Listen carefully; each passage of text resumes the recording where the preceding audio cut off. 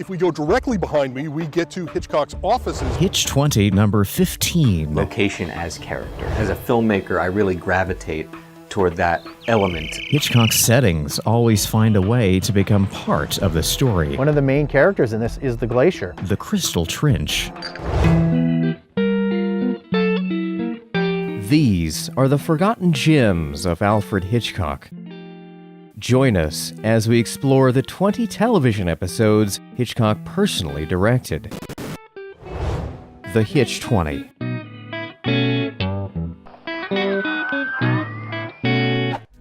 Hitch20 is made possible by GlideCam, world-class camera stabilizers, and by Asden, quality audio for filmmakers, and by Michael Weesey Books, the world's top publisher of filmmaking books. We also enjoy the inspiration of subscribers like you. Thank you.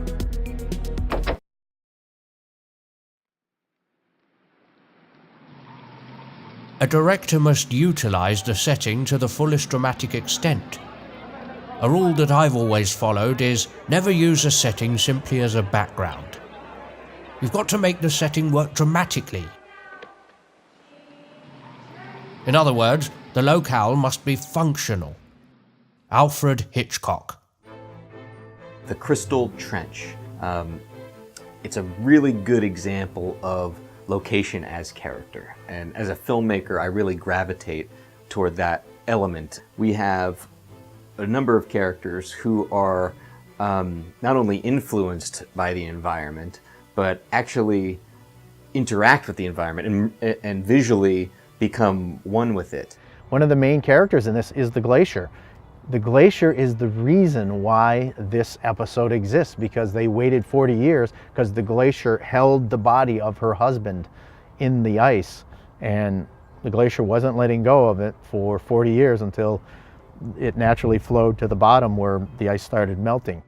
The Swiss Alps are a location that Hitchcock was quite fond of. He and his family took vacations there when he lived in England. And if you look at movies like, let's say, the original version of The Man Who Knew Too Much, it opens up in the Swiss Alps, I believe. In any Hitchcock locale, you can count on the fact that the setting will either push against the heroes or laugh in the face of a serious situation. In Hitchcock's 1929 film Blackmail, trivial sounds of laughter, car horns, and birds become a part of the drama, enhancing Alice's feelings of guilt. In Breakdown, intruding sounds prevent the police from hearing the paralyzed man's tapping finger.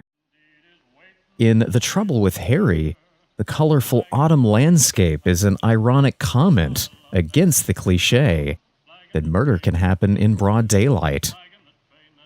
In North by Northwest, the flat, empty terrain becomes a trap with no place to hide. The crop duster, a normal part of this farmland, becomes an imminent threat. Later, the man is trapped in an auction, and the only way out is to bid, creating a disturbance that gets him arrested by the good guys. Sorry, old man, too bad. Keep trying.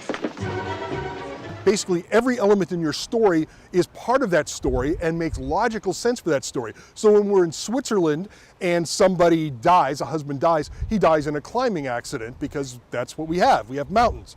And he falls into a glacier because that's what we have.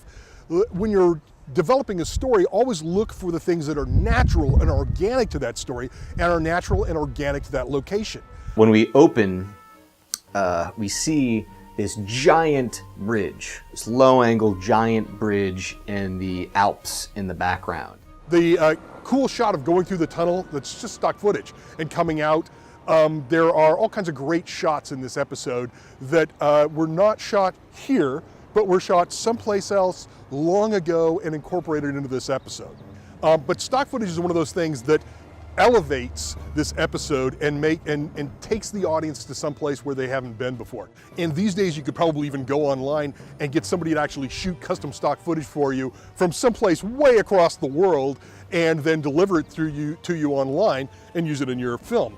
There's a voiceover that begins that starts to personify the glacier. With its solid depths of ice and its silent, relentless flow as it crept along its inevitable course. So there's this poetry, this very human stamp that's being placed on the surrounding environment. They're arguing around the telescope, and one of the patrons says he saw these two hikers on the mountain, and they're looking through the telescope, so we know the telescope's pointed at where this happened.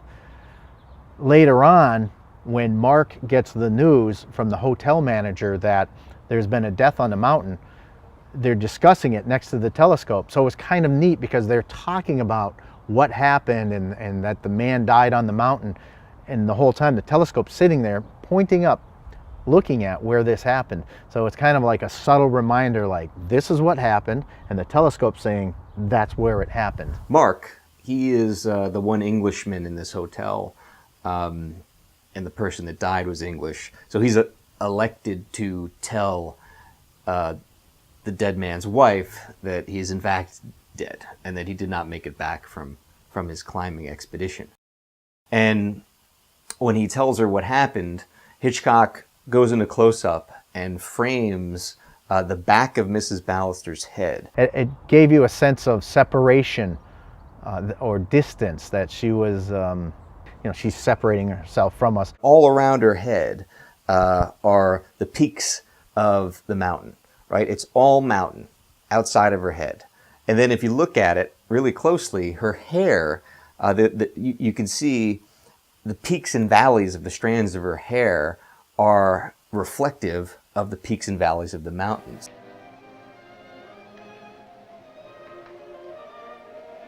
Notice the music.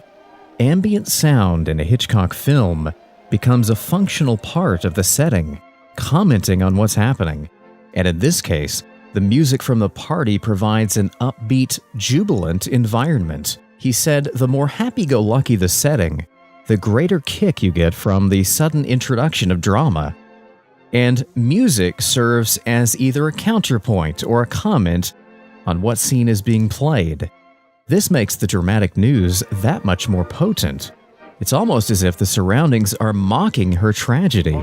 Hitchcock often chose to use ambient sound and music in place of a music score as a way of increasing that feeling of reality. This episode is also noteworthy for its lapse of time. There's a 40-year time lapse. This idea of memories being like roses preserved in ice. It's a wonderful image, yet cold and sad. It's a locket. They open up the locket expecting to find a picture of her. They find a picture of some other woman. Oh, she's been, holding herself this entire time for her husband's honor when she could have been having a life. Those Hitchcockian long takes just got easier with the versatile, lightweight GlideCam stabilizer. A GlideCam on your production means smooth, flowing video. GlideCam, the name and future of camera stabilizers. Asden sound production equipment is known worldwide, synonymous with performance and reliability. Asden gives your film the sound it deserves. Asden, quality audio for filmmakers. When it comes to setting up your shots, directing your actors, fixing your screenplay, and of course, saving the cat, Michael Weesey's experts have every production topic covered. The world's top publisher of how-to books for filmmakers. And that completes number 15 of the 20 television episodes directed by Alfred Hitchcock. This season of Hitch20 has been all about the camera. How close to put it, when to look into it, how high to put it, and what to put in front of it. Next season, who knows what we'll find. Oh no. Oh, it can't be true.